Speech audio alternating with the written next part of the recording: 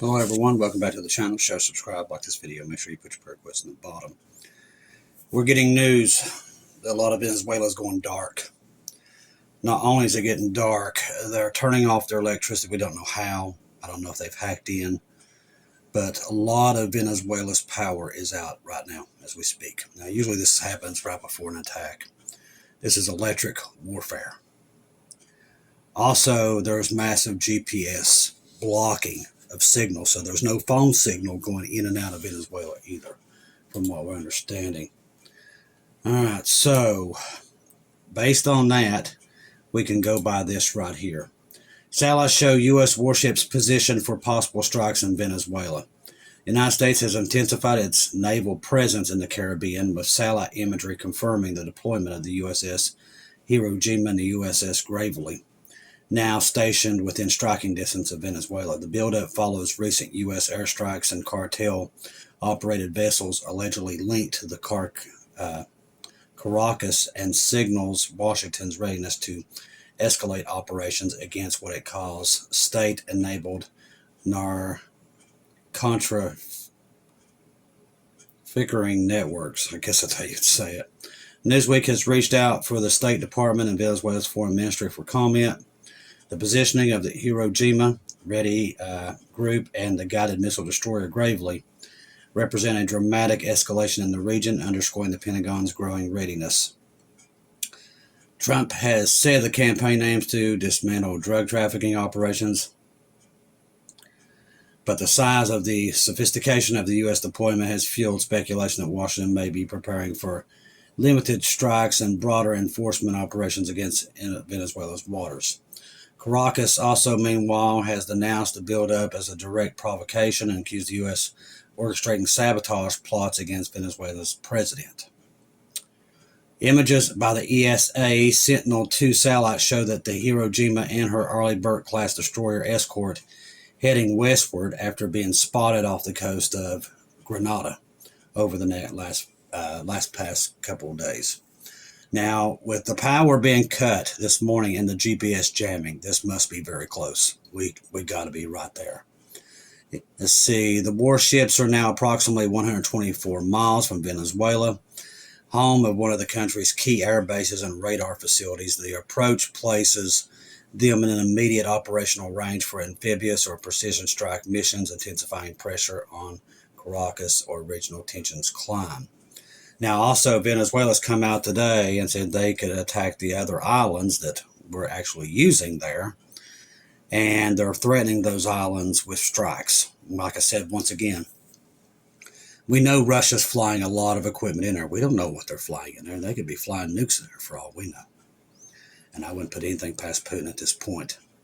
The only thing that's kept these people and these governments in line is the restrainer at this point. That's why we tell you that keep your eyes on Jesus, because eventually he is going to pull it. And when he pulls us out, we are the restrainer. He's in us. It's the Holy Spirit. And until we're gone, this full-fledged, whatever this horrible thing they're planning, which I think is pretty much eradicate half the population of the planet. And I'm going to give you some proof of that. We have been literally seeing in the last 6 months massive bunkers being built. For instance, India in the past 3 months has built over 60,000 bunkers. Now, why is India building bunkers? Why? It's not just happening there. It's happening in Switzerland. It's happening all over the planet. In the Baltics, they keep saying, yeah, it's because of Russia, it's over this, it's over that. But why? What do they know that we don't know? That's the question. Because these governments are building massive bunkers, and they're building them quickly. This has been going on now for about a year, so they're planning for something. And that's why we tell you, listen, God knows what they're doing. We don't. But from all the indication we're seeing, all the governments of the world, including China, all of them, are building massive bunkers. They're preparing for war. A big one, a nuclear one. And when it goes, it goes. That's why we tell you, that's why we leave the salvation prayer under the video, because we know what time we're in. And it could go bad at any moment. It could be today before 7 o'clock. That's how close we are. That's why I said we got to stick together as a family until we're out of here, because it's not going to get any easier. and you can already tell that. You can feel it. You can see it all around you. It's not getting any easier. It's getting worse by the day. So we got to keep our eyes open, stick together in these times. All right. So the role of the Hiroshima at the heart of the deployment, the Hiroshima carries more than 1,600 Marines from the 22nd Marine Expeditionary Unit.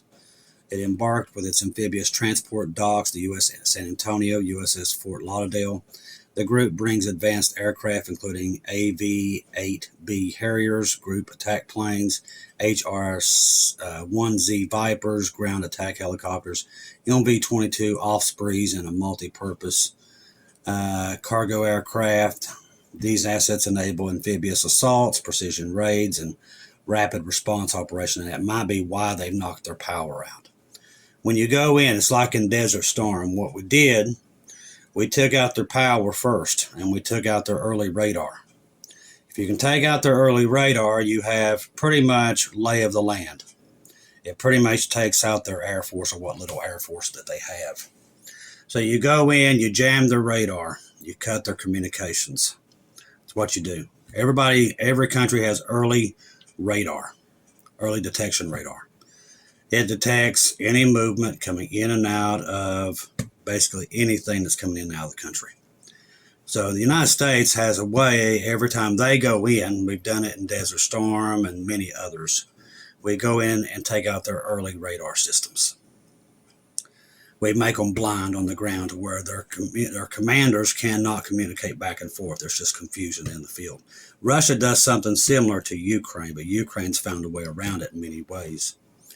We live in a time where warfare is just different. It's done by cyber now.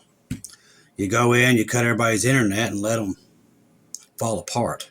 Because pretty much all communication is all pretty much internet anymore. It's done by satellite. So if you can take those assets out, and if anybody ever attacks us, it's going to be the same way. They're going to take our early detection centers out. They're going to take our command and control out.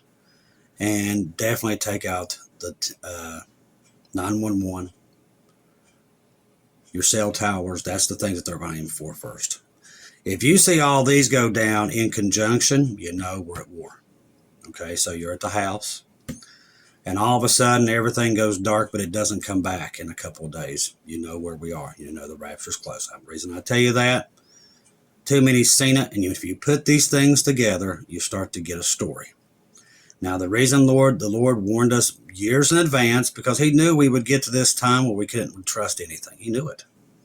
He knew exactly what we'd be facing today 4 years ago. So he was already planning all this stuff so you would know when the day does go dark what's happening. And that's why we're here. That's why he brought us together as a family. That's why he created this channel. This channel is not mine, it's his. I do the best job I can at it. I fail quite a bit, but I love everybody that's on here. You can say whatever you want to say about me, but I pray for everybody. And I'm not nobody's enemies. Even the ones that come after me, I don't go after them because they're not my enemies. The devil is the enemy. Thing is, today, everybody wants to blame humans. Listen, humans fail. Okay? That's why we're under grace. Why do you think Jesus did what he did? Because that's what we do. We fail. We always fall. You got to get back up, dust yourself off, and get back out there, because until Jesus comes, we don't go and hide under the bed and quit, okay? That's not what we do. Jesus gave us a job, our job. Comfort each other with these words in these dark times. I was talking to you last night about Russia and how their people are starting to think, which is very dangerous. See, that guy I was telling you about from Russia, what he's saying is we need to use the Sarmat or one of these horrible weapons to go ahead and use it so they'll know we mean business. Now, the question is, where are they going to use it at? I'll tell you this. If they do that, you think it's bad now? That somewhere on this planet that a big nuclear mushroom cloud appears, it'll send the stock market, which right now is completely ready to fall at any moment, into shambles. That's why I'm telling you, keep your eyes on Jesus. The economies of the world are just one stone throw away of collapse. That's how close. Right now, it would take like a major earthquake on the West Coast. America wouldn't survive it. It's over. That's how close we are. America's economy is so bad. Only 5 companies inside the United States is making any money. Everybody else, and they're basically the ones paying off the interest of the debt. Nobody else is making money. They're just making losses. While they're telling you everything's great, the economy's better than it ever was. It's all a lie. To keep making people be stupid and keep buying into it. Keep spending their money into the stock market, which is completely overvalued. That's why gold's up. Gold does not lie. They can lie all day long. Gold does not lie. People are taking their money out of the stock market and they're putting in gold, silver, copper, anything they can get their hands on. That's why you can't find silver on the planet right now. Listen, these are all warning signs. Warren Buffett, all these big millionaires popping their money out and running for the hills and leaving this country. They're all building either bunkers in Iceland, Greenland, somewhere. Almost every one of them. And none of them hardly has a bunker here. What do they know that we don't know? Listen, it's not conspiracy, people. These people have come out and said it for years that they had a plan. The world needs to be at 500,000 people. These are the people that these people listen to. And the devil is the ringleader of all of them. And he is up to no good. I'm watching every move he makes across the planet. And I'm telling you, he's setting the world on a collision course with each other. He's going to use their power. He's going to use greed, money, resources to get what he wants. And that is a war that will bring in the Antichrist. And that is what he's doing. I'm just here telling you, I'm monitoring it. And until we're gone, that's what I'm doing. Now listen to this. We talked about the UFO thing. This 3-eye atlas, I'm like you guys, probably I'm just sick of hearing it at this point. But that thing will not go away. And there's a reason why, because it's lingering. Unknown object crashed near Area 51. Fuels cover-up plane. So here's another Area 51. Last September 2025 brought a dramatic event near Area 51. How coincidental could that be? A crash on public land outside highly secure military installation that had prompted both official investigation and intense speculation. According to the coverage by sources, The Sun and the New York Post.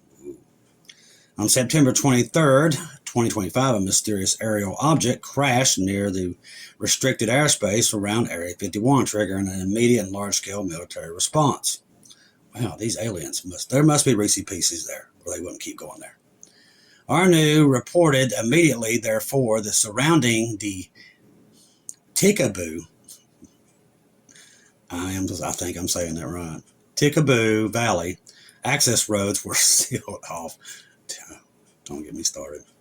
Heavily guarded by patrols and large-scale equipment appeared at the site. Peekaboo! Sorry, I had to do it. The official version released by the United States Air Force, USAF, people that are acronyms, and the Federal Bureau of Investigation, FBI, states that the crash involved an unmanned aerial vehicle, UAV, operated by the 432 wing of the Czech Air Force Base.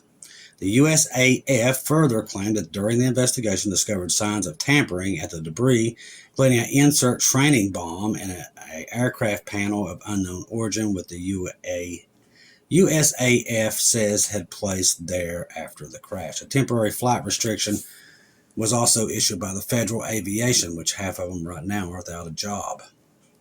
And they're shutting down planes like there's no tomorrow. Over a 5 natural mile east of Area 51.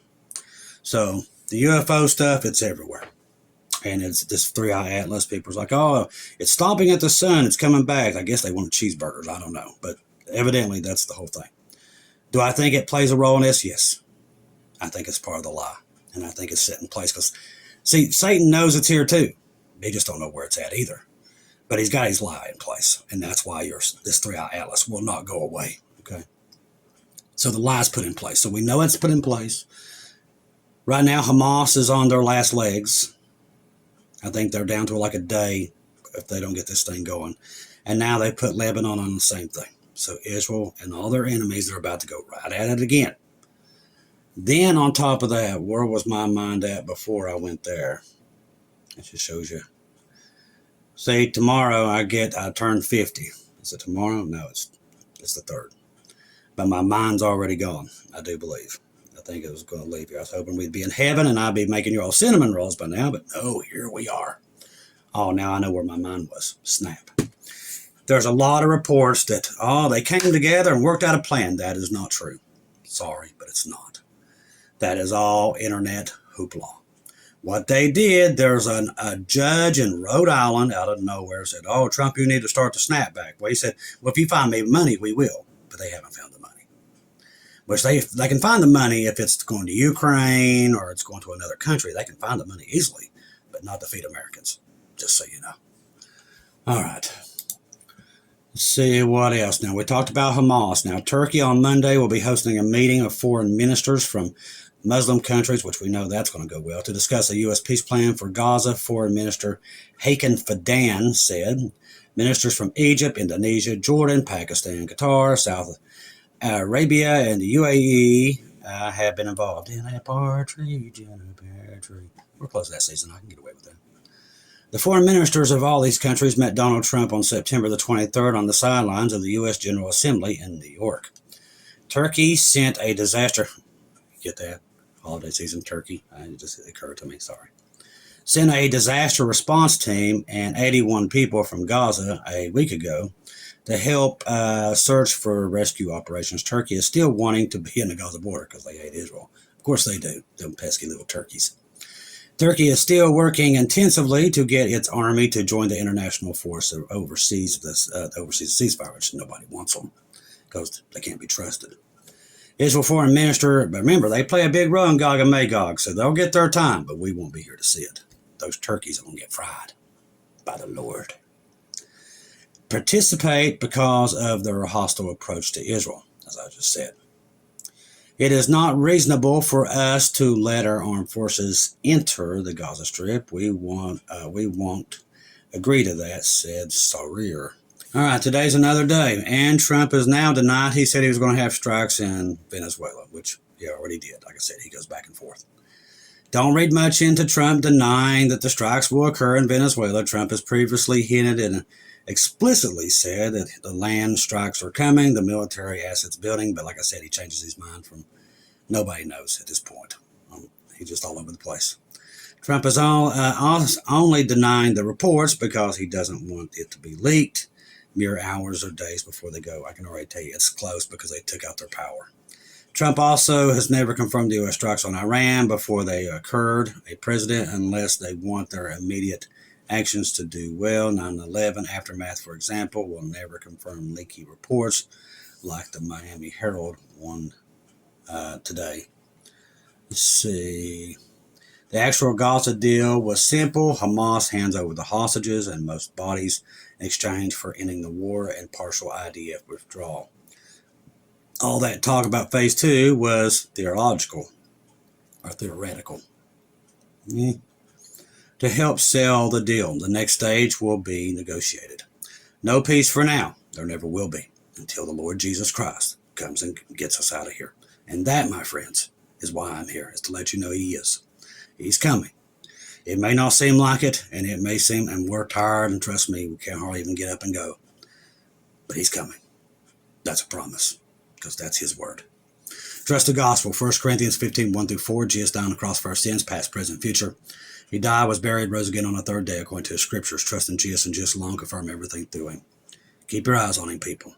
He made you a promise, and he's coming. Stick in there. Don't give up. Stay in your word, and keep watching for Jesus. I love each and every one of you. If I don't see or hear from you again, I'll see you at home.